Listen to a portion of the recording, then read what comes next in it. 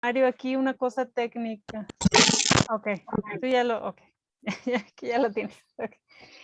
Bueno, pues buenas tardes, buenas noches, ¿verdad? En realidad a todas, todos, todes, en Chile, en México y desde donde nos estamos conectando en Latinoamérica.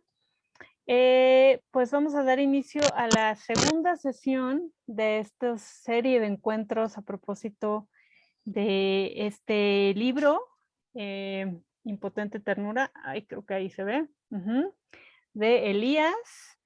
Teníamos como tarea o como trabajo para esta sesión revisar la introducción y el preámbulo del libro.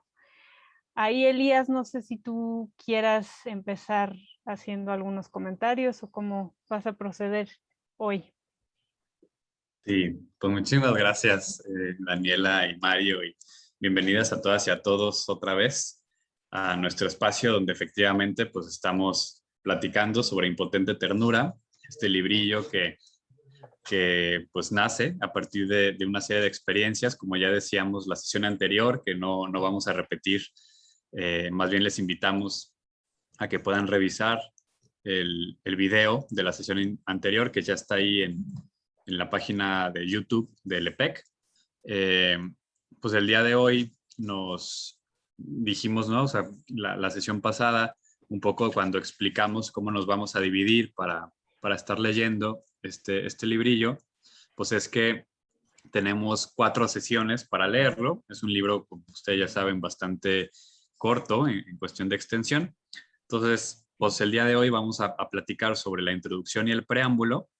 La siguiente parte, digo, la siguiente semana vamos a trabajar la primera y la segunda parte, ¿no? Que sería la tercera sesión. La cuarta sesión vamos a trabajar la tercera parte y la quinta sesión vamos a trabajar el epílogo y todo lo anterior, ¿no? Haciendo como este cierre, ¿no? Que venimos haciendo desde el inicio. Y bueno, pues un poquito la metodología pues que quedamos que vamos a estar un poquito trabajando era pues dialogar en torno a lo que ustedes leyeron, ¿verdad? Y irlo platicando. Por supuesto que habrá momentos que podamos, es lo bueno de este tipo de textos, ¿no? Que podamos detenernos un poquito y decir, vamos leyéndolo en voz alta, ¿no? Alguna parte del texto, ¿no? Sobre todo cuando ya entremos a las partes más poéticas, a las partes ya más de los escritos, ¿no? En la sesión de hoy, como repito, pues un poquito se trata de esto de la introducción. Ahí sí, pues quizás no es tanto que lo leyamos, al menos que haya algún párrafo que ustedes digan, podríamos detenernos ahí y lo leemos y lo comentamos. Pero básicamente, pues lo que aquí constatamos en la introducción, pues es, además de las cosas clásicas que vienen en una introducción que explica cómo se divide el texto y todas estas cosas que ustedes ya leyeron, pues viene un poco la explicación de qué es lo que hay de fondo, ¿no? Y si leyeron bien, pues básicamente hay como por lo menos 3 maneras de abordar esto de la impotente ternura en esta introducción. Puede haber más, ¿no? Y me encantaría escuchar si ustedes encontraron alguna otra, pero hablo básicamente de 3, ¿no? Una primera es la impotente ternura de cómo que uno vive, que uno es, que una persona es a la hora de relacionarse con este misterio divino, ¿no? Que uno experimenta cuando, digamos, que vive este don amoroso de Dios y que se siente enternecido por experimentar este amor, pero al mismo tiempo impotente en el sentido de que sabe que como que siente que no puede responder al mismo nivel, con la misma fervor, con la misma intensidad que sentimos que Dios nos ama, ¿no?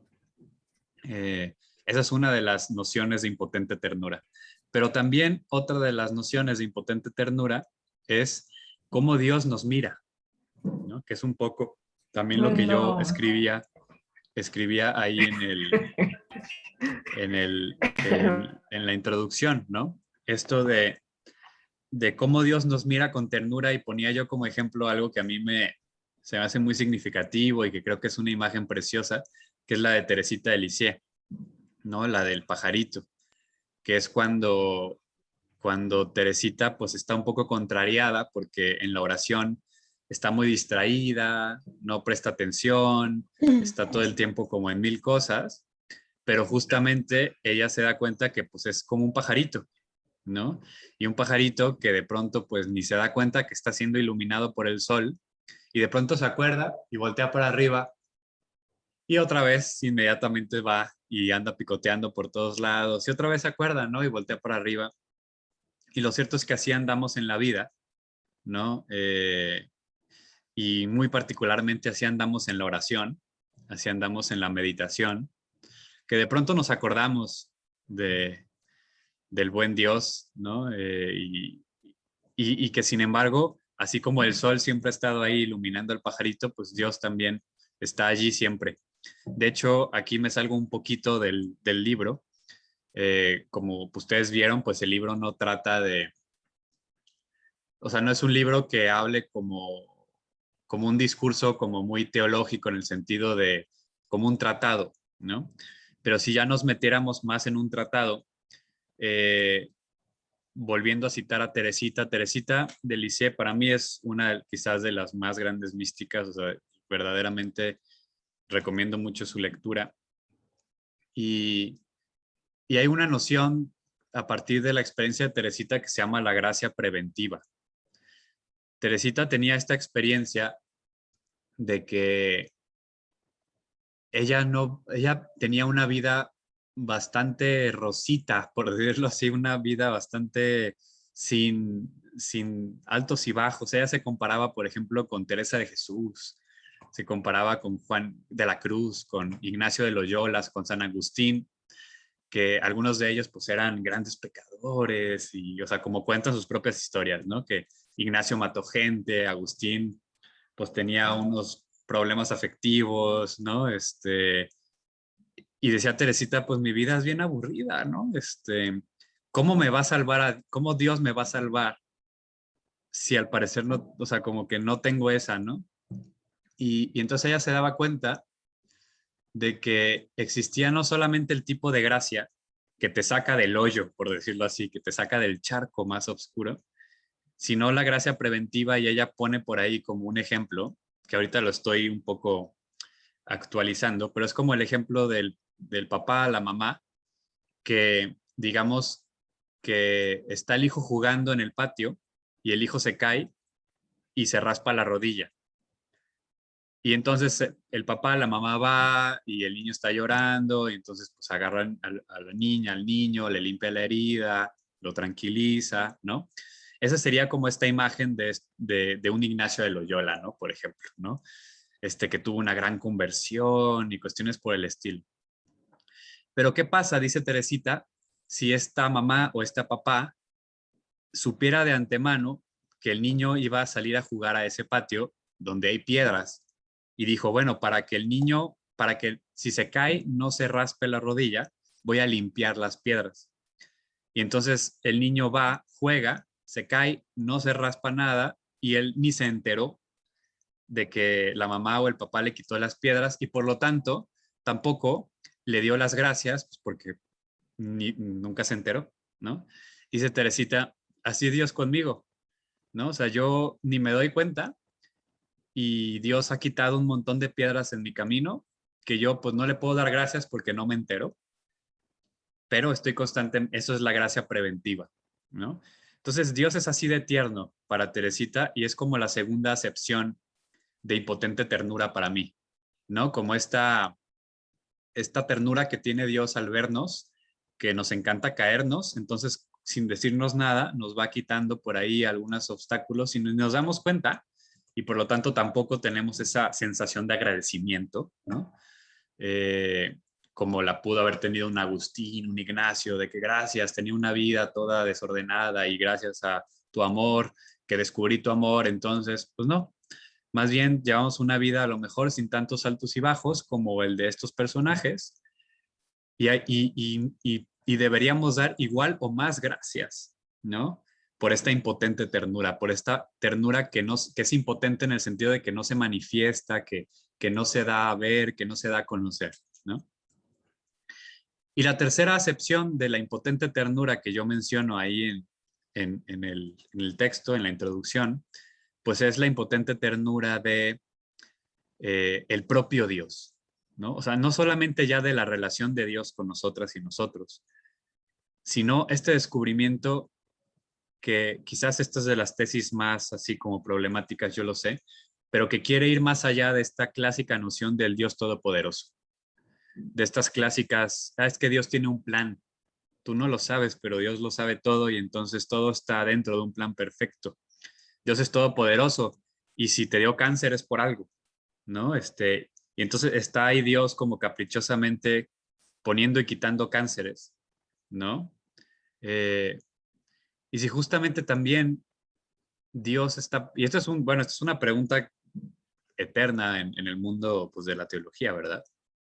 Eh, y si Dios también está ahí al lado, ¿no? Más allá de dándonos o no dándonos eso, sino está ahí al lado también como esta debilidad en donde nos invita constantemente a ahí dar vida, ¿no? En medio de la condición humana que es lo que somos, ¿no? Y una invitación a esa debilidad, vivirla de manera de gracia, ¿no? Abrazándola y abrazando nuestra condición. Entonces por ahí va también como esta impotente ternura de un Dios que no es todopoderoso, sino que justamente su poder está en el no poder, ¿no? Su poder está en la cruz, ya en términos más cristianos, ¿no? Justamente en esta invitación de abajarse lo más posible. Estas son las tres acepciones, pues, que yo planteo, incluso, pues, pongo ahí una anécdota de cuando a mi papá le dio un infarto y, bueno, cuento ahí unas historias, ¿no? Y después ya, terminando la introducción, sigue la parte del preámbulo, que es la de la montaña. Pero si quieren, antes de entrar al preámbulo, pues me gustaría abrir el micrófono para escucharles si tienen alguna reacción, algún diálogo en torno a la introducción. Si tienen alguna pregunta, pues adelante. Si nada más quieren comentar algo, aquí pues no es como que estemos ni bien ni mal, ¿no? O sea, aquí es un compartir. O sea, lo que yo aquí pongo, pues no hay ninguna verdad, es mi experiencia. Pero pues ustedes cómo han vivido estas preguntas, qué quieren compartirnos, ¿no? Pues un poco ahorita es la invitación de la introducción. Claro, repito, si tienen alguna duda, adelante. Y bueno, vamos a tratar en las participaciones, pues ser los más puntuales posibles para poder que hable la mayor gente posible y poder pasar a la segunda parte, que es lo de el preámbulo, ¿no? El de la montaña. Pues bueno, les escucho, les escuchamos. Si alguien quiere hablar, pues solo abra su micrófono y les escuchamos.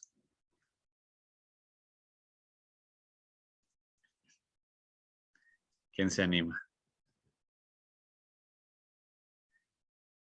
Te nos congelaste, Daniela. Creo que estabas diciendo algo.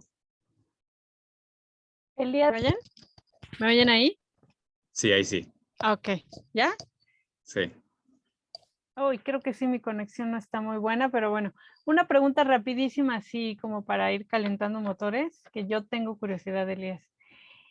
Me da la impresión, a menos que por mi ignorancia no lo haya notado, que es un libro desde una perspectiva muy cristiana y casi diría católica, ¿no? O sea, lo que traes a cuenta, como tu experiencia es desde lo ignaciano, desde lo teresiano, desde lo sanjuanista.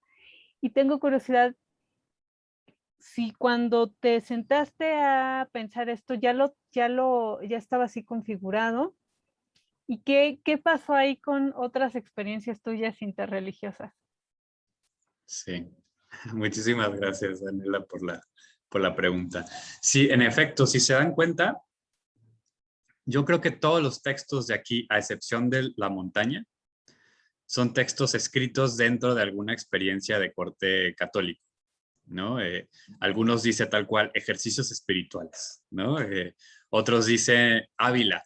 Y bueno, donde dice Ávila es porque estaba yo viviendo en la Universidad de la Mística, con los carmelitas, ¿no? Entonces sí, la mayoría de estos textos, les digo, a excepción del de la montaña, que ese fue escrito en un contexto en Ecuador, en un viaje de juventud, o sea, muy distinto, pero el resto está escrito en un contexto. Y como no, o sea, fueron textos que no nacieron para ser compartidos, digamos, fueron textos más bien personales. Utilicé el lenguaje del momento, ¿no? El lenguaje que estaba viviendo en ese momento, en el ambiente en el que estaba. Entonces, no, digamos, en ese sentido lo responde y por eso en la introducción sí pongo claramente, ¿no? Este libro pues tiene un lenguaje de una tradición particular, ¿no? Que cobra su máximo sentido allí. Pero sin embargo, sí creo yo que puede entrar en diálogo con otras experiencias. Y creo que también en la misma introducción lo digo cuando abordo esto de que en mi experiencia, algo así digo, en la mayoría de las tradiciones religiosas, eso que llamamos Dios aparece como omnipotente, ¿no? Es una concepción que no es necesariamente cristiana ni católica, o sea, judía, islámica, ¿no?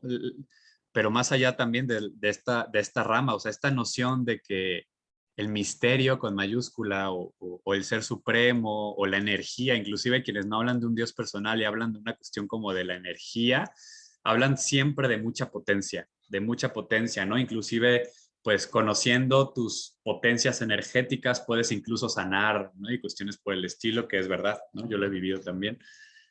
Pero siempre está como en la lógica de la capacidad, ¿no? Me gusta, por eso hablo más de potencia que de poder, porque el poder inmediatamente nos lleva, pues, a lados, o sea, creo que es una palabra muy pervertida, ¿no? Poder y pensamos inmediatamente en autoridad, gobierno, etcétera, ¿no? Pero la potencia, pues, es más bien se refiere a la capacidad, ¿no? En inglés, algunos lenguajes son más lúcidos que otros para expresar ciertas palabras, ¿no? En inglés hablan como de will, ¿no? Como de voluntad, y el be able, ¿no? O sea, como el ser capaz, ¿no? Entonces, yo creo que casi siempre en la vida espiritual estamos muy enfrascados en esa lógica, en la lógica del hacer y de la capacidad y de la potencia y del poder. Y yo creo que justamente la vida mística, de nuevo, en muchas tradiciones, no solamente en la cristiana católica, pero la mística en general, más bien camina hacia el lado del no poder, del no hacer, ¿no? Es lo clásico del Tao, por ejemplo, ¿no? El Tao es siempre el no hacer. Justamente uno de los grandes objetivos, por ejemplo, del yoga en general, es llegar al estado de la no acción, que la no acción no significa que no hagas nada, sino que lo que haces no te enreda, ¿no? O sea, son acciones puras, son acciones que no están contaminadas de un montón de intenciones chuecas, por decirlo así, ¿no? Entonces no generan karma en el sentido indio de la palabra, ¿no? Entonces, creo que justamente la mística siempre nos lleva al ámbito del ir simplificando la vida y en cambio casi siempre hay muchas narrativas espirituales que más bien te llevan a lo contrario, que es consigue más títulos, ahora certifícate no sé qué, ahora tal experiencia, ahora esta otra experiencia, ¿no? Léete este otro nuevo libro, etcétera, ¿no? Entonces, va un poquito por ahí, ¿no? Que es verdad, o sea, sí, repito, como el texto pues no eran textos que no pensaban ser publicados, pues yo los escribí en el momento, en el ambiente en el que yo estaba, con las tradiciones que convivía y el lenguaje que a mí me movía en ese momento. Y a la hora de hacer la compilación, pues mantuve el lenguaje que es claramente un lenguaje católico y como tú dices, ignaciano y carmelitano, ¿no? que al final pues también son las dos fuentes donde yo más bebo dentro de la tradición cristiana, ¿no? Son mis dos fuentes, el Carmelo y lo ignaciano. Pero sí, muchas gracias. ¿Alguien más tendría alguna pregunta, algún comentario sobre todo, pues que ustedes pues digan? Emiliana. Sí. Sabes, yo quería comentarte, cuando empecé a leer el libro, me remonté a los ejercicios espirituales, precisamente, cuando todo fluye, porque no hay como una intención que tú vas a hacer esto, lo otro, sino que escribes, escribes, escribes, y, y es tremendamente creativo. Y claro, uno está en la volada misma, decimos nosotros, o sea, como en las nubes, como en la vivencia de la relación. Y eso te nutre y te despierta y te gratifica. Entonces eso, expresarlo en palabras, así te sentí yo, como en aquellos momentos de ejercicios espirituales. Y es más, cuando tú tratas de, has vivido los ejercicios espirituales del día, por ejemplo, y quieres como hacer un resumen de lo vivido, entonces está como la esencia. Así lo percibí. Totalmente, Emiliana, muchísimas gracias. Qué buen ojo tienes, porque en efecto, ¿no? Quienes hayan vivido ejercicios, pues es en buena medida lo que está de fondo, ¿no? Como les digo, muchos de ellos nacieron en ejercicios. Por eso les decía yo que no son necesariamente poesía, porque en realidad muchos de ellos eran examen del día, ¿no? Era poner reflexiones, palabras clave que, bueno, terminaron en una forma que quizás sea bella de escuchar, pero nunca dije, me voy a poner a hacer un poema. No, yo no sé hacer poesía, pues, pero sí salió algo así, ¿no? Y sí tiene esta lógica de los ejercicios, de esta experiencia de palabras clave cortas, pero con mucho significado, ¿no? Para quien no sepa, pues el examen diario de la jornada ignaciana, pues no se trata de que querido diario, ¿no? Y te echas otra vez 3 páginas, 10 páginas si tuviste un día intenso, sino es, Ignacio escribía, hoy muchas lágrimas.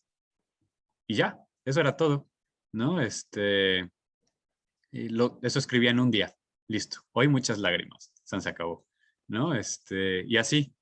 Entonces, muchas cosas de ahí están en esa lógica, ¿no? De algo así más condensado, pero que creo que transmite. Muchas gracias, Emiliana. Muy buena observación. ¿Alguien quisiera regalarnos su palabra? Les digo también, si a ustedes les detonó alguna reflexión personal, Ya. algún recuerdo de alguna vivencia de ustedes, ¿no? Gracias.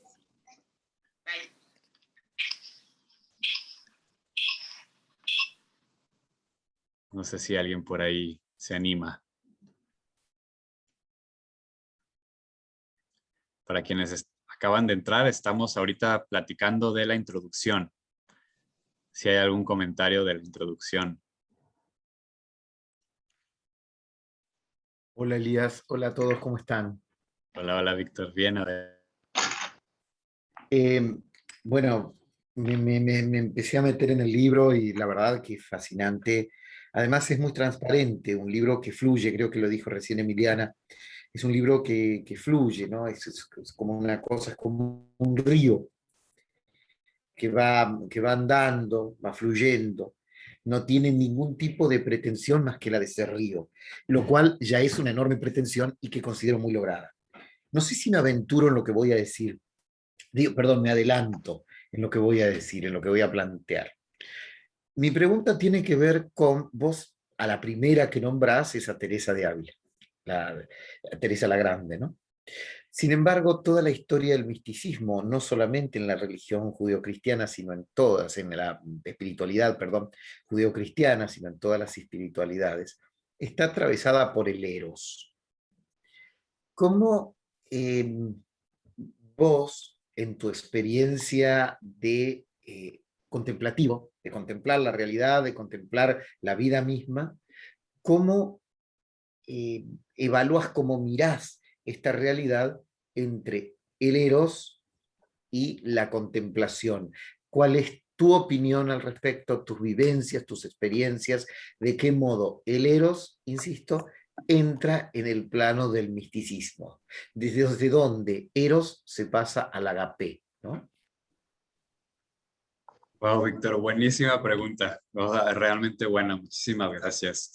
No sé si te adelantas porque realmente pues no lo abordo en un sentido como vieron, pues no es un tratado, entonces más bien, pero creo que se puede leer entre líneas, ¿no? Estoy ahorita así como tratando de recordar si es que hay algo, digo, seguramente sí, pero fíjate, me quiero ir eh, a la página, bueno, quien lo tenga por ahí, a la página 43, bueno, 43, que se llama el texto se llama De fieras que desesperan y de luces que no llegan. Se los quiero leer porque creo que va directo, digo, nos estamos adelantando, pero no hay orden. Entonces vamos dándole. Aquí justamente, fíjense cómo, bueno, dice lo siguiente este texto. Una luz sin nombre he perdido en el camino, ni en soledad responde a mí ante su querido. La burbuja que ha explotado me dejó en el puro vacío. ¿Para qué seguir buscando si ya hay pura duda y hastío? La esperanza falta, la luz no llega, me mata la espera de lo no sé, de lo que no sé y llaga. Sin huellas la mirada cuando el pasado avanza, sin horizonte la tirada cuando en el futuro descansa. Las sábanas ya no son blancas, la luna ya no brilla, las promesas ya son falsas y el sol una mentirilla. El sabor se ausenta y en ausencia me mata. El amor me desespera, duele la feroz batalla. Las lágrimas ya son secas, la pasión lo que me queda. La voluntad enmarañada quiere volver a andar en fieras. Y las fieras al alma esperan, como desean ser domesticadas. ¿Será que en las fieras está la promesa de la luz que sin nombre desespera? El amor sin medida brilla hoy por su ausencia. ¿Qué será de la acogida? ¿A dónde su magnificencia? Fieras, fieras desesperan, alarido, sordos repuntan. Brincos de alta espera, abrazos de paz entera. La confianza no la tengo y con lo que tengo desespero. Huir no es el momento, esperar es lo que quiero.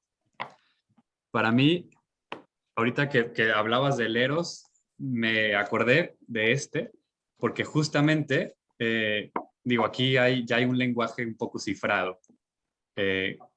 Yo con fieras me estoy refiriendo a los deseos, ¿no?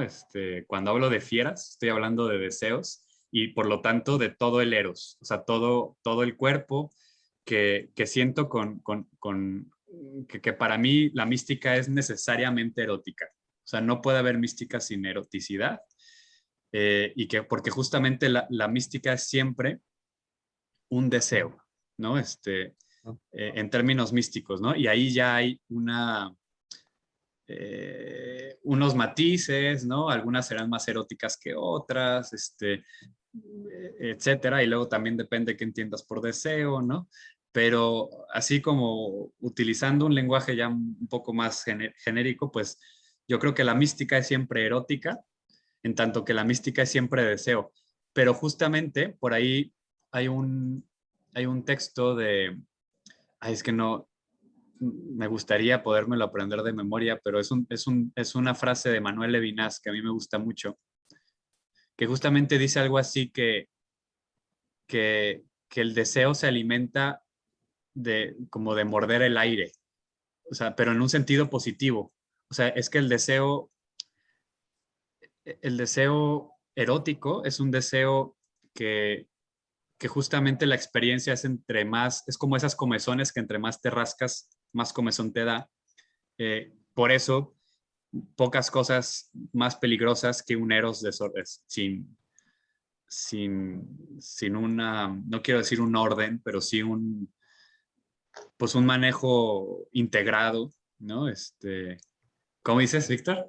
Un eros no encausado, querés decir. Eso, Un eros. exacto. Ahora, Porque ¿pensás que el eros verdaderamente puede encauzarse o es un ámbito igual que la mística, simbióticamente, de tanta libertad, que no pueden ser encausados? yo creo que, a ver, no, yo creo que no, es que claro, es que la libertad siempre se da dentro de, o sea, la libertad, así como el eros, tienen condiciones de posibilidad, ¿no? O sea, nunca se dan descontextualmente, ¿no? O sea, ahí ya habría un debate dentro, ¿no? Para mí no hay mística esencialista, o sea, no hay mística sin una... hay un texto que te recomiendo mucho, ese creo que solamente está en inglés, es de Catherine Pickstock, se llama Eros and Emergence, que básicamente o sea, toda la mística que cristiana, por lo menos, que básicamente es platónica, pues es a través del eros, ¿no? Sí, claro. Pero justamente muchas concepciones han llegado justamente a un eros desencarnado, ¿no? Que para mí es una contradicción, ¿no? Pero los Pero se grandes plantean, místicos fueron grandes encarnadores del eros, es decir, nada más erótico que una Teresa de Ávila o que un exacto, San Juan de la Cruz. Y si me permitís, exacto. ya que hablo, digo, este poema del que hablabas, el de las fieras, a mí cuando lo leí me transportó a dos cosas. Primero, para mí es netamente San Juan de la Cruz, es decir, un San Juan de la Cruz del siglo XXI, pero para mí es San Juan de la Cruz. Tiene dejos de San Juan de la Cruz, tiene el diálogo interno entre los versos, entre verso y verso, la pregunta y la respuesta, el diálogo dentro de la misma frase que San Juan de la Cruz. Pero además me llevó mucho algo anterior aún, Elías, que es la poesía sufí de los siglos décimo primero, cuando encarnan el diálogo con las fieras. Es decir, me parece de una riqueza enorme este texto, valga ya mi juicio, pero aparte quiero dejarte a vos lo del eros y te pido disculpas por haber ocupado este tiempo así medio tan largo. No te preocupes, fabuloso, siempre un gusto y creo que todas y todos nos beneficiamos mucho y sí, o sea, yo creo que, o sea, el eros, así como la libertad, siempre se da como en condiciones de posibilidad, es decir, en límites, ¿no? Pero no en límites que subyagan que encapsulen ni encarcelen, sino justamente que quizás ni siquiera que encaucen, pero sí que justamente que concreticen, que materialicen, que encarnen, ¿no? Porque justamente el eros, lo que más quiere el eros es la encarnación, ¿no? Porque lo que más quiere el eros es la reproducción, es la perpetuación, ¿no? Por El eso eros un amor que no... precisa el ancla, el eros precisa el ancla, precisa el anclaje en la carnalidad Exacto. tierra, la carnalidad carne, valga la redundancia, pero el eros necesita la Ujú. carnalidad, la dimensión humana general. Y necesita el fruto, ¿no? Que en el La sentido fecundidad. más, exacto, necesita el fruto que en el sentido más, siguiendo la metáfora, pues sería la cría, ¿no? El bebé, pero que no necesariamente, o sea, es el eros como la concretización en el ser, ¿no? Por medio de la acción, por medio de dar la vida, por medio del compromiso. Entonces yo sí creo que el eros no es como que se encauce en el sentido de que le pongas cadenas, pero sí se tiene que concretizar, si no, no sería eros. Uh-huh. Uh-huh. Muchas Muchas gracias. gracias, Víctor. No, a ti, buenísima aportación, muchas gracias. ¿Alguien más quisiera comentar algo? Sí, Emiliana. Sí, estaba pensando en el cantar de los cantares. Por supuesto. Por excelencia. Es, como bien dijiste, es por excelencia el cantar de los cantares, de una belleza además impresionante, ¿no? Muchísimas gracias, sí. Sí, a mí en lo personal, a mí es la mística que más me gusta, es la mística erótica, ¿no? Dice aquí Fernando, me recuerda al libro de Totalidad Infinito, totalmente de acuerdo, ¿no? Justo fue lo que acabamos de decir, que por ahí cité a Levinas, ¿no? El libro Totalidad Infinito, pues es el de Levinas, ¿no? el deseo es el hambre que la mordida no apaga. Tiene una frase así muy bella, pero lo voy a poner en otros términos. Creo que, no sé si lo hablamos de esto de la sesión pasada. Gregorio de Nisa habla de la epéctasis, ¿no? Creo que sí lo hablamos. La epéctasis es un término griego muy bonito que justamente dice esto, o sea, entre tú más, o sea, en el mundo del deseo cotidiano experimentamos ciertos ámbitos de satisfacción, ¿no? De hecho, por eso, citando otra vez a Levinas, aquí que nos recuerda Fernando, por eso Levinas distingue entre necesidad y deseo. La necesidad, nuestra experiencia física, nos lleva a que tenemos ciertos ámbitos de necesidad, que es una palabra muy complicada, pero dejemos la discusión afuera. Cuando sentimos una necesidad, sentimos una satisfacción, podemos sentirla, aunque después venga otra vez la necesidad. O sea, tengo hambre, como, se me quita el hambre, 2 horas después tengo hambre, pero sí hubo una satisfacción en algún momento, es temporal, pero la hay, ¿no? En la lógica del deseo, según Levinas, o por lo menos del deseo espiritual, no hay saciamiento posible, sino que entre más vas tú, siguiendo la metáfora de la comida, ¿no? La comida, tienes hambre, comes, te sacías por un segundo. En la vida espiritual, si comes, te da más hambre, ¿no? Y entonces, justamente esa es la epéctasis y eso es el eros, ¿no? O sea, eso es justamente la mística erótica, ¿no? No tiene saciedad, en el buen sentido de la palabra.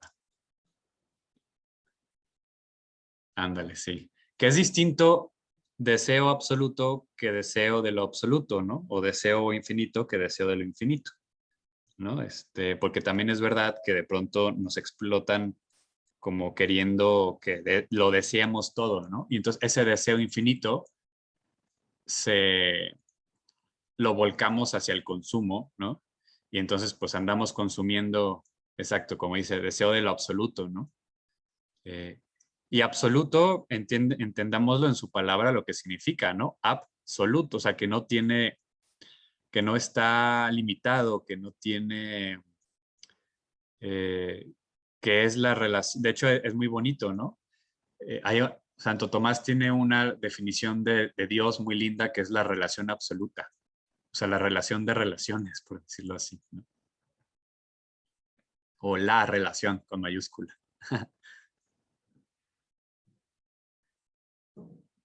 No sé si alguien más quisiera comentar algo aquí en el compartir. Sí, quisiera preguntarle sobre la cuestión del éxtasis. ¿Qué sería en relación a esto que está hablando?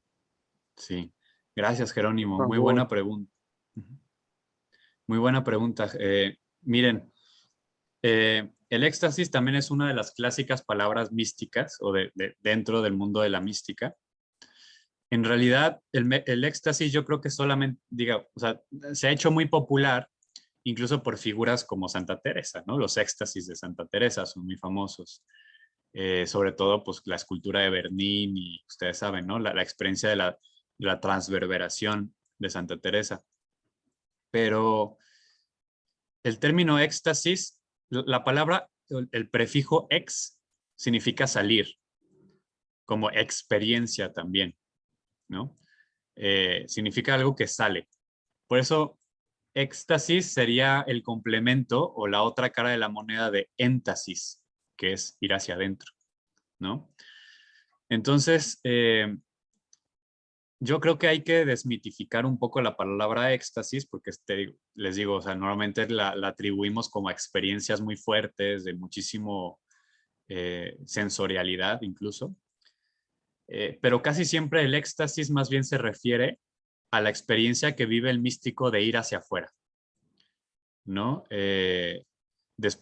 Porque en la mística hay muchos procesos de éntasis, ¿no? O sea, de ir hacia adentro, hacia lo más profundo, como diría, pues hacia lo más, al hondón del alma, ¿no? Dicen algunos místicos, ¿no? A lo más íntimo de mi propia intimidad, dice Agustín. El Corán dice, Dios es más cercano a mí que mi propia vena yugular, dice el Corán, ¿no? Atman Brahman, dice los Vedas, ¿no? Dios es Dios, dice también Allah Akbar, ¿no? Dios es Dios, dicen los musulmanes también. Todo eso es como experiencias de éxtasis. El éxtasis es la salida, es el momento hacia afuera, por decirlo así. Obviamente, les recomiendo mucho leer el libro de La nube del no saber, que es uno de los clásicos de la mística, que ahí el autor, que es un autor anónimo del siglo XIV más o menos, no se sabe quién escribió ese libro, pero es bellísimo. Si yo les tuviera que recomendar un libro de mística sería ese. Ahí nos dice, a ver, hablamos de adentro, hablamos de afuera, hablamos de arriba, hablamos de abajo. Son maneras de hablar, nos dice, no existe nada arriba, no existe nada abajo, no existe nada adentro ni afuera, ni derecha ni izquierda. O sea, son maneras como que nos comunicamos, ¿no? Porque dice este místico. Entonces hay gente que de pronto se cree eso y está todo el tiempo así, las cosas elevadas y está todo el tiempo así hacia arriba. No, o sea, no, o sea, son modos de hablar. Pero va por ahí.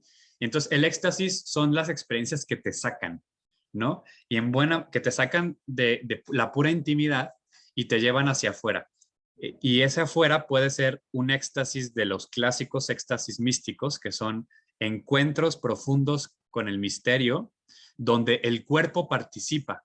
El éxtasis es muy bello porque entonces ya el cuerpo participa de la experiencia de Dios y entonces reacciona, ¿no? Y surgen temblores, surgen cosas, pero es lo menos importante. Lo que importa es los frutos de esa experiencia. Entonces, el verdadero éxtasis es después cómo hablas con las demás personas, cómo las tratas, cómo te relacionas con los demás, qué encarnas en el mundo, lo que decíamos de los frutos. Eso es el éxtasis, ¿no? Realmente la concretización de la experiencia. Dice aquí Daniel así, en el chamanismo el éxtasis es literal, el chamán es quien puede habitar otros cuerpos, exacto, ¿no? Aquí hay justo este asunto de las palabras y claro, ¿no? La palabra éxtasis, como significa esto de ir hacia afuera, ¿no? En el llamado chamanismo, pero fíjate, ahí justamente hay un asunto más, digo, tú eres antropóloga, ¿no? Entonces tú sabes que es más una lectura antropológica, ¿no? O sea, es decir, de Mircea Eliade, ¿no? El libro El chamanismo y las técnicas arcaicas del éxtasis, ¿no? Según Eliade, el chamán es el que maneja el éxtasis, ¿no? No quiero decir el que lo controla, pero sí el que se mueve a través del éxtasis.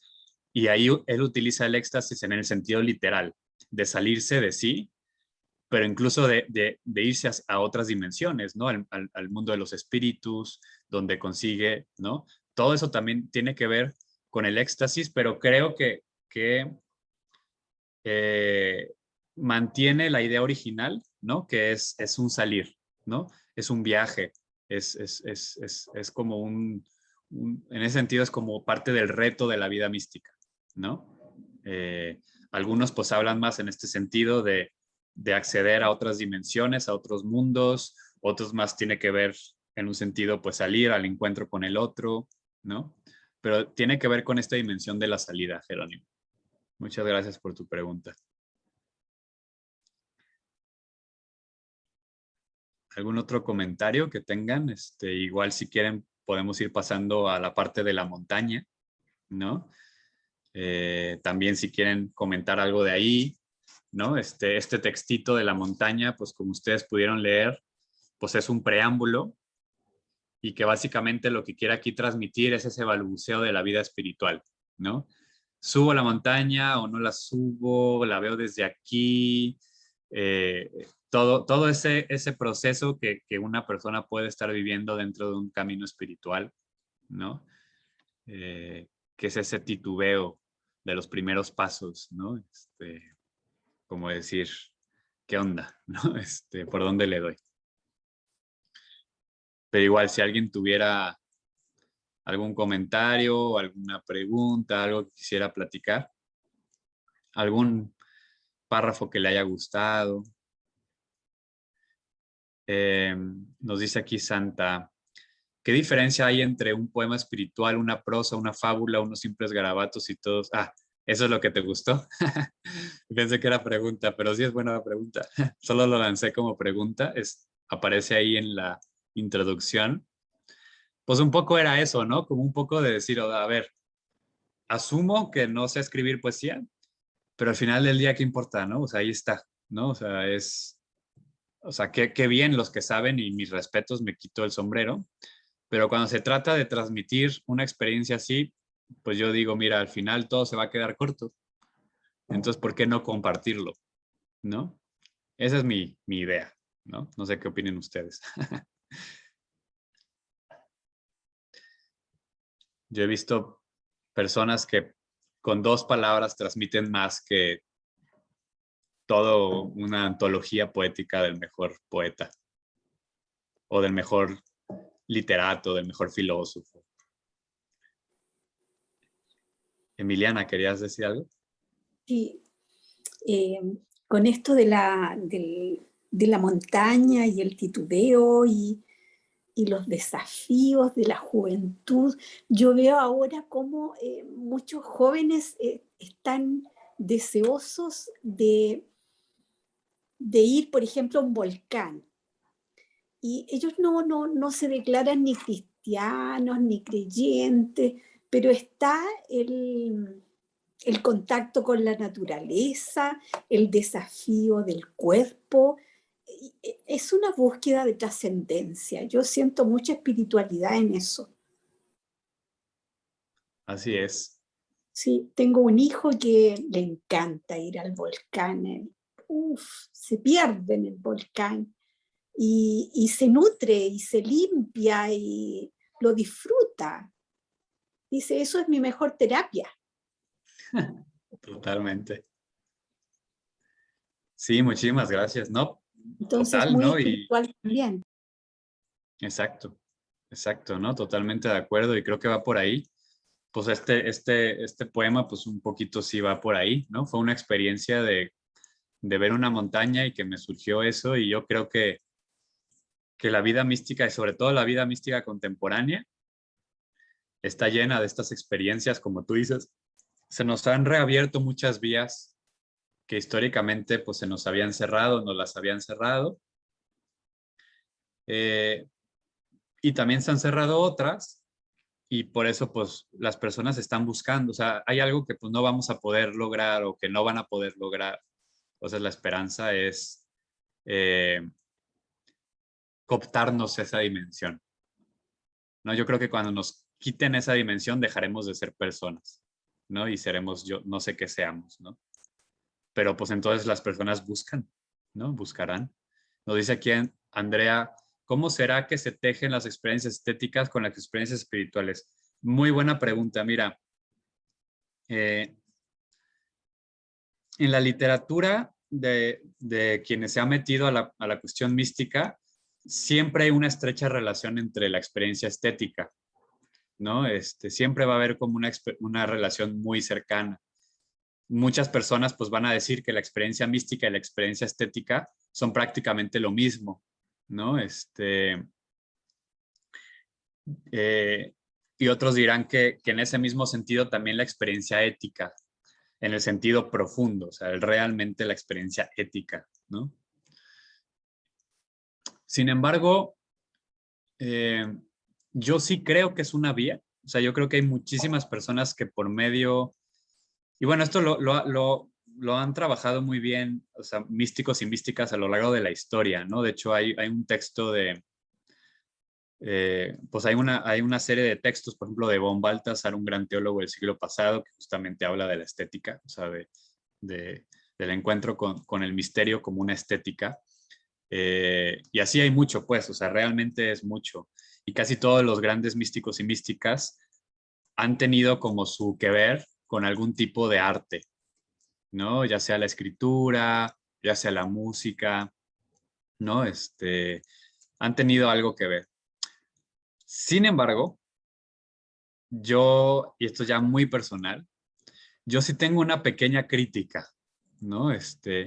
Yo no creo que la experiencia estética sea necesariamente experiencia mística, ¿no?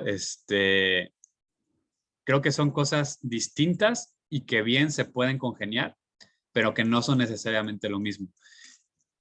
Y que además también, desde mi punto de vista, se ha creado en la narrativa de la mística un predominio del lenguaje estético.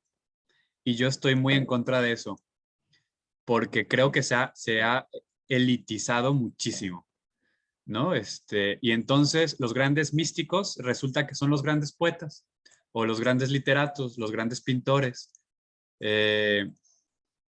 Pero, o sea, y toda esta gente que pues no sabemos, somos pésimos para esas cosas o, ¿sabes? O sea, obviamente aquí alguien podría decir, sí, pero es que ¿qué entiendes por arte?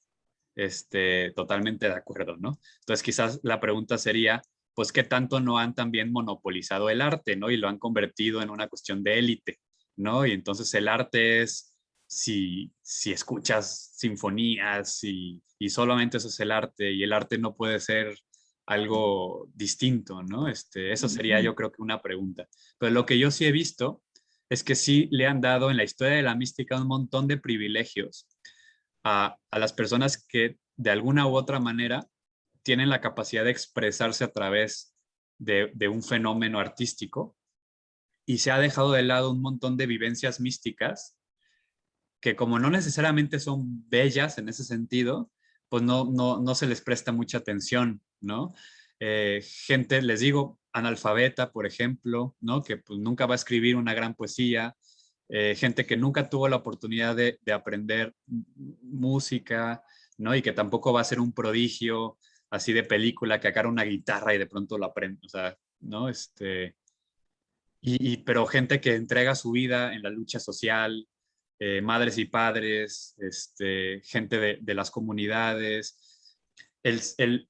Uno de los grandes maestros zen de toda la historia, que se le conoce como Eno, el sexto patriarca, que es básicamente el que va a hacer el zen lo que es hoy en día el budismo zen, era analfabeta. Él nunca pudo leer en su vida ningún sutra y por lo tanto jamás pudo nunca escribir un koan ni los grandes poemas zen. Él nunca pudo hacer nada de eso. Y es el mero mero, ¿no? Yo creo que en Occidente sí le hemos dado muchísimo privilegio a la dimensión del arte en la mística, ¿no?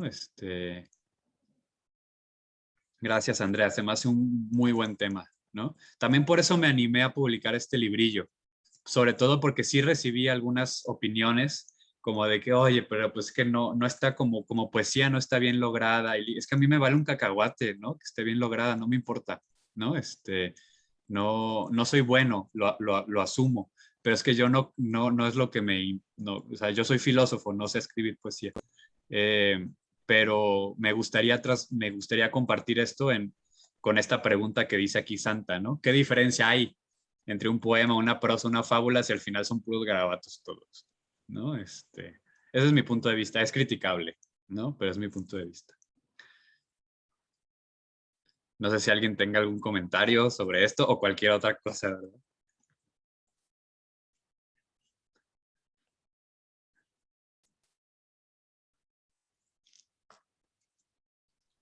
Oye, Elías, yo para volver al tema de la cuestión del Dios impotente y relacionado con esto del Eros, a ver si puedo relacionar varias cosas de las que hemos platicado. Esto de nombrar a Dios de alguna manera, o a esto que le decimos Dios, ya es un nombre, ¿no? Pero nombrar a esta dimensión, esta realidad de alguna manera, no responde a este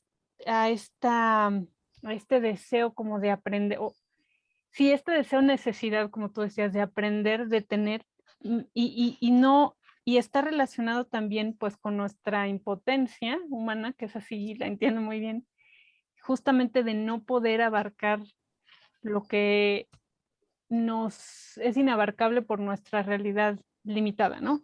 Entonces, tú usas también un cierto lenguaje, ya lo hemos contado, muy teresiano o sanjuanista, ¿no? Me llama la atención, por ejemplo, que en la página 11, esta impotencia me ardía como un clavo caliente que se encajaba en mi costado. la idea del suplicio, todo este lenguaje que creo que viene también de ahí, y que tampoco es lo más común en el lenguaje, pues no sé, para hablar, o cierto lenguaje para hablar de Dios. Yo no diría que es lo más común, ¿no? Este lenguaje como un poco del sufrimiento, o sea, de la lucha para acercarse. Y entiendo que eso tiene que ver con esto justamente de las fieras que desesperan. Ese desesperar, ese sufrimiento está relacionado pues con eso, con esa necesidad o deseo, con este movimiento del eros, de la posesión, de la concreción.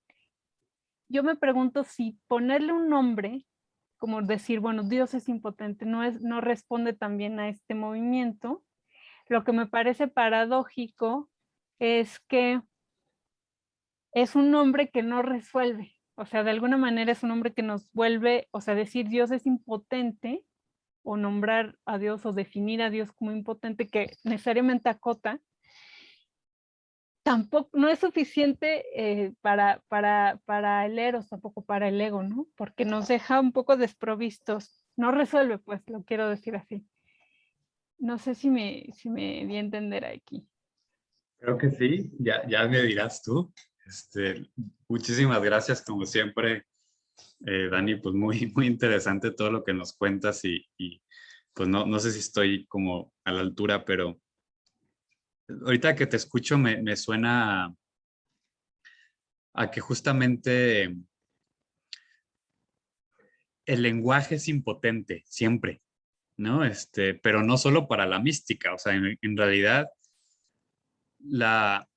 la característica del lenguaje es justamente su impotencia. O sea, si el lenguaje fuera eficaz, 100%, no habría lenguaje, ¿no? O sea, porque justamente, o sea, es como la paradoja, ¿no? O sea, un lenguaje que logra transmitir exactamente todo lo que quiere transmitir, eliminaría la posibilidad y la necesidad de que hubiera un lenguaje, porque entonces nos comunicaríamos o sea, ni siquiera nos comunicaríamos, estaríamos literalmente en el mismo canal, ¿no? El lenguaje surge a partir justamente del problema de que no podemos comunicarnos jamás de una manera total. Y cuando nos metemos al lenguaje místico, entonces la cosa se vuelve más difícil, ¿no? Porque si ya el lenguaje en sí mismo es impotente, pues es 10,000 veces más impotente cuando se habla de transmitir este tipo de experiencias, de vivencias, de vida, ¿no? Entonces, en ese sentido, sí, yo creo que el lenguaje es también siempre erótico, porque todo lenguaje es necesariamente también pretensión de validez. Y en ese sentido, todo lenguaje es siempre, por definición, violento. Y aquí creo que hay que sacarle un poquito, digamos, a tanto, o sea, claro, estamos en contra de la violencia, ¿no?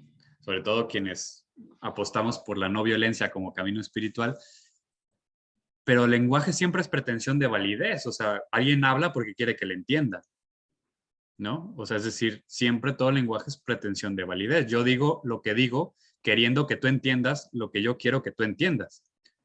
Otra cosa es que eso jamás sucede, ¿no? Pero es mi pretensión, ¿no? Entonces siempre todo lenguaje es pretensión de validez. En ese sentido, es siempre erótico porque siempre hay un deseo por el otro, ¿no? Pero ahí justamente es la gran pregunta y es también una pregunta de Levinas y todo. O sea, ¿puede haber un lenguaje no violento? Y ojo, no violento no significa que haya ausencia de violencia, sino que justamente la energía de la violencia la transmuta, ¿no? Eso es la no violencia sin guión, ¿no? Que es diferente a la no violencia con guión. Esa es otra historia, ¿no? Pero justamente la no violencia sin guión se trata de asumir que la violencia es parte de, o sea, y que puede haber distintos tipos de violencia y lo que ustedes quieran, pero que más bien lo que haces es que vives esa vida, ¿no? O sea, la vida que produce vida, siempre va a haber un ámbito de lo que los seres humanos podríamos denominar violencia. Yo no sé si la vida, la naturaleza, lo considera como tal, ¿no?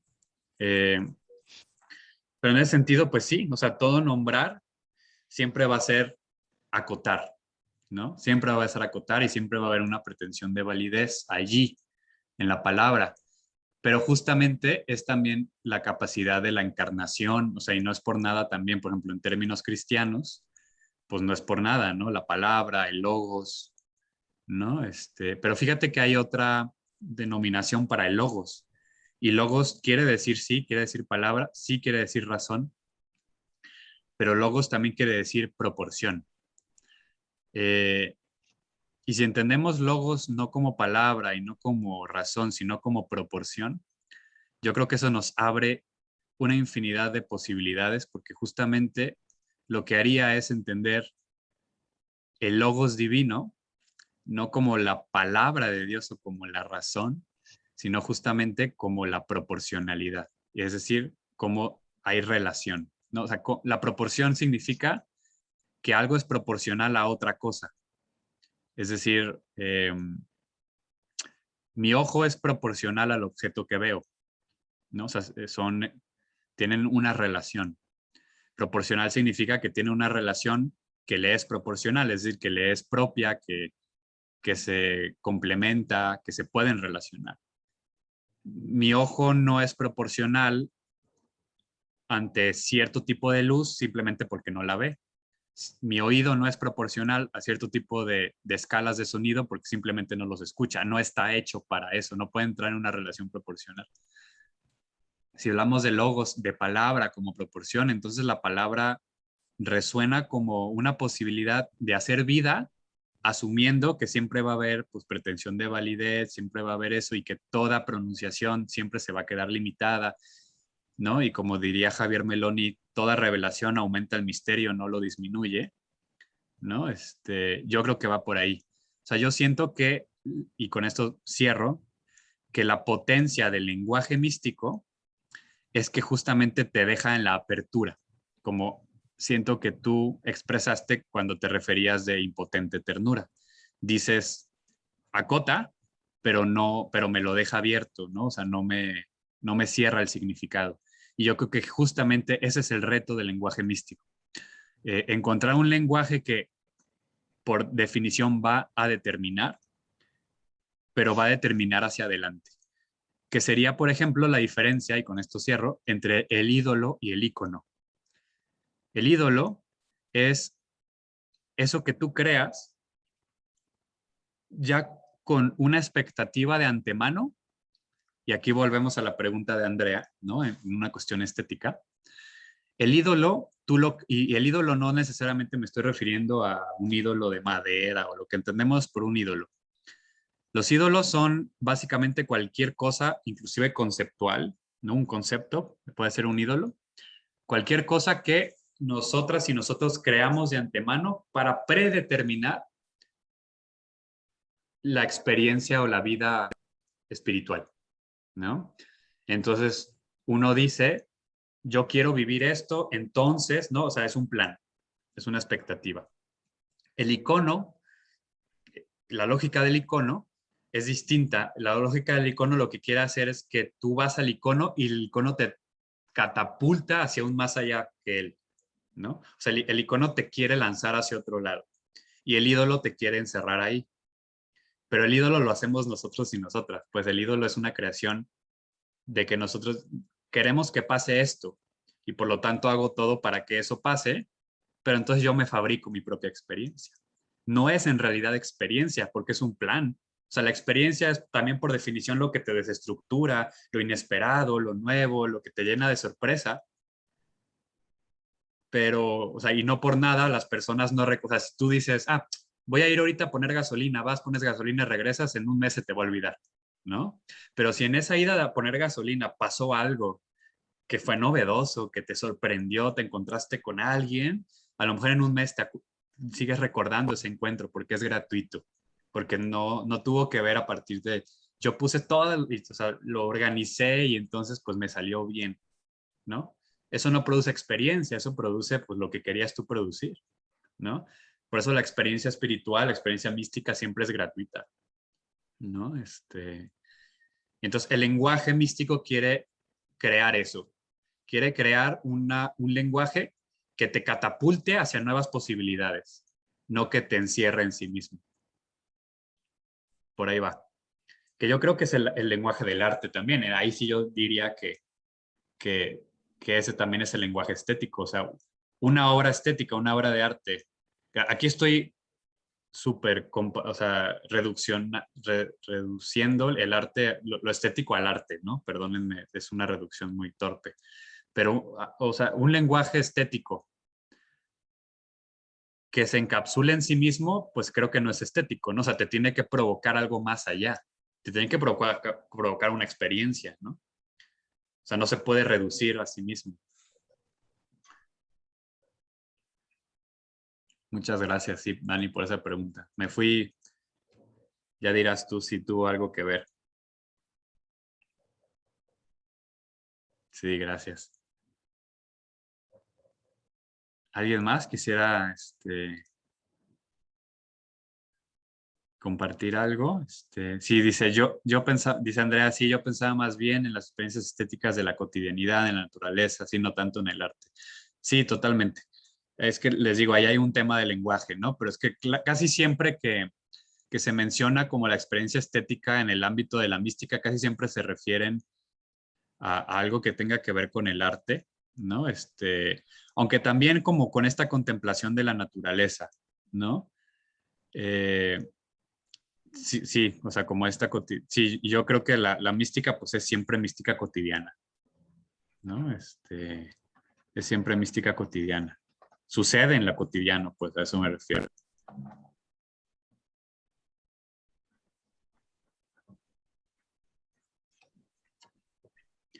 ¿Alguien más quisiera sumar su palabra?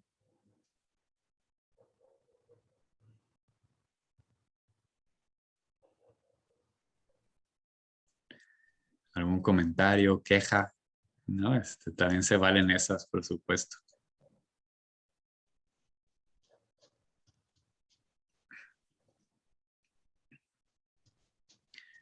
Bueno, si no me callan, vamos a abordar un poquito qué veríamos la siguiente sesión.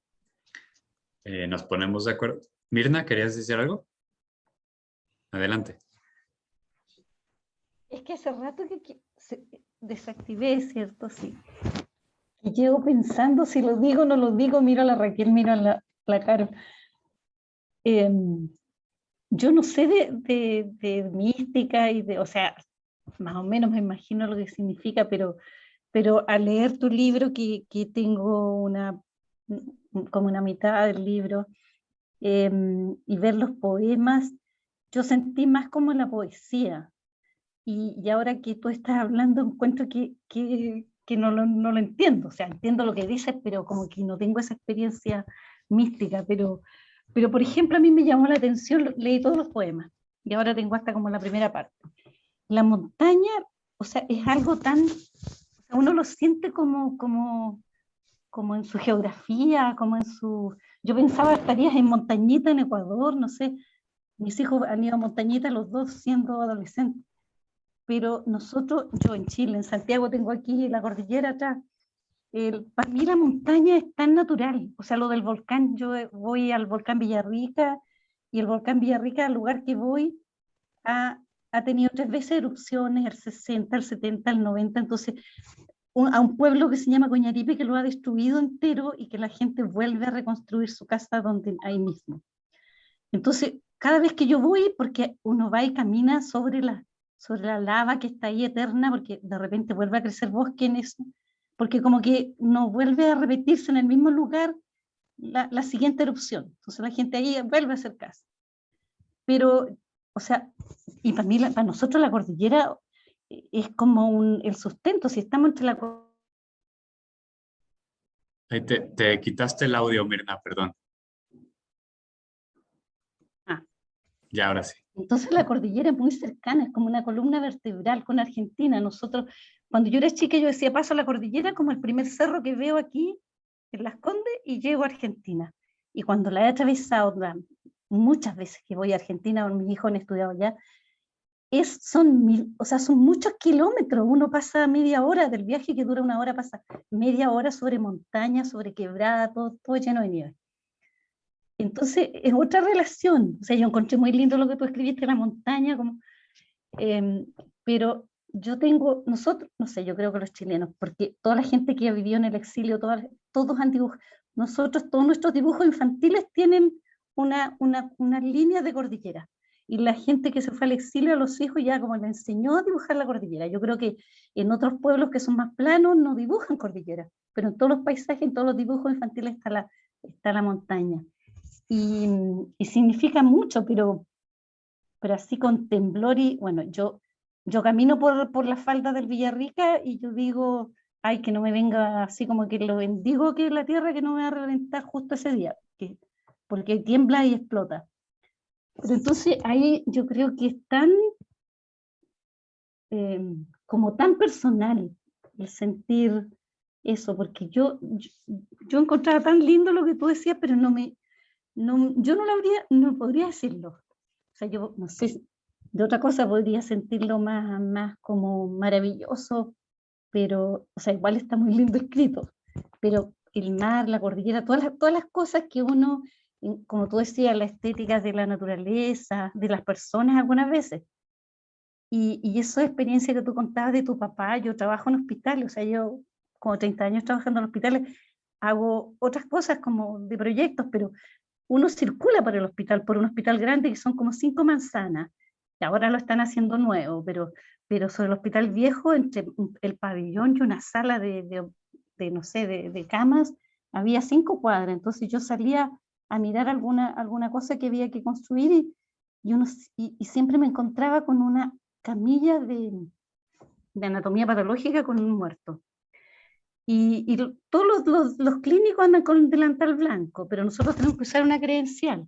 Pero la gente que circula por ahí, que son miles de personas al día, ahora menos con la pandemia porque está más reducido, y, o sea, yo siempre me detengo o me detenía, porque ahora no hay tanto, delante de una persona que recién venía saliendo, fallecía de algún pabellón, de alguna sala. Yo pensaba, esta persona que acaba de morir ni siquiera su familia lo sabe. Y yo me quedaba, porque nunca iba tan apurada, yo me quedaba rezando, no sé, Padre Nuestro, o sea, algo que te nace. Y o sea, a mí me gustó eso que un compañero de colegio te dijo que el Alberto, ¿cómo era? González era tu papá. O sea, y eso uno no lo piensa, lo hace nomás. Otras veces yo he tenido amigas que tienen a la mamá hospitalizada y de repente se murió, y me pasan a ver y a buscar. O sea, hace tiempo que no lo hago, pero un tiempo trabajé en Rancagua en otro hospital. Mi mamá se murió, acompáñame a vestirla, y yo no vestiría o sea, no sería capaz, pero he sido capaz. Yo le digo, ya, recemos las dos y vestimos a tu mamá, porque había que ponerle la ropa antes que se ponga dura, qué sé yo. Entonces, yo creo que son momentos así que a uno le llegan nomás. Nadie se prepara para vivir eso, y son así como místicos, no sé, pero me ha pasado como 4 veces con situaciones de dolor, de acompañar, y que yo nunca habría pensado que iba a reaccionar así. Pero si la otra persona está llorando, está sufriendo, alguien tenía que levantarla, alguien tenía que darle la mano. Pero en realidad todos los poemas me encantaron, pero yo no sé ni de mística ni de nada, pero me encantaron. Muchísimas gracias, Mirna, por tu compartir. Pues yo escuchándote, yo digo, pues claro que sí, ahí está. O sea, tú misma estás expresando muchísimo de esto. O sea, la mística, al final del día, pues también termina siendo una jerga, ¿no? O sea, digo, yo prefiero hablar de mística, pero pues podríamos hablar de espiritualidad, ¿no? Yo me gusta más la palabra mística, pero, o sea, llamémosle de otra manera también, ¿no? Espiritualidad y pues todo lo que tú dijiste está lleno de eso, ¿no? Entonces yo creo que por eso también puedes compartirnos y por eso estás aquí también. Y de lo que dices, rescato 2 cosas que se me hacen estupendas. Una, lo que rescatabas o sea, que sería como dos modos de decir lo mismo, ¿no? Que estas experiencias siempre están respondiendo pues al contexto en el que estamos, ¿no? Inclusive a nivel, por decirles, ¿no? Las llamadas experiencias cercanas a la muerte, ¿no? Que hay mucho escrito al respecto y ustedes pueden investigar. Pues a ver si a un católico mexicano guadalupano tiene una experiencia cercana a la muerte y ve a la Virgen de Guadalupe, pues, digamos, pues tiene un poco de sentido, ¿no?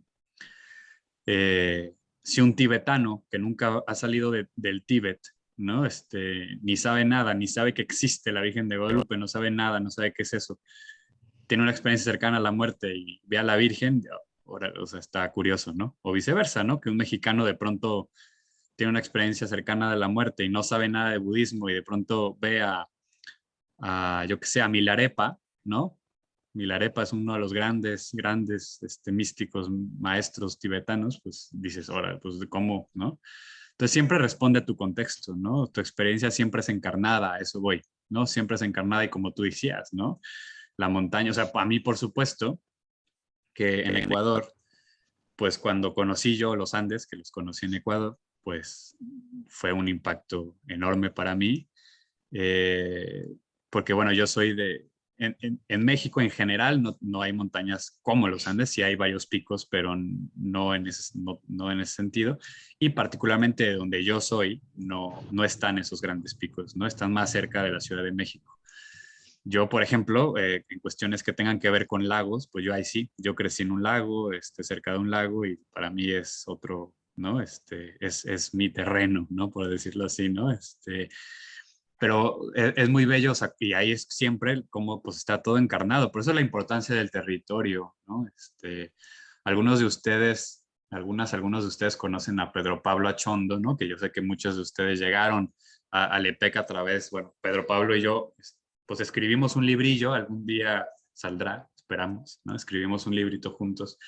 Y Pedro Pablo está trabajando un concepto que se me hace fabuloso, ¿no? Que es el de las teologías territoriales, ¿no?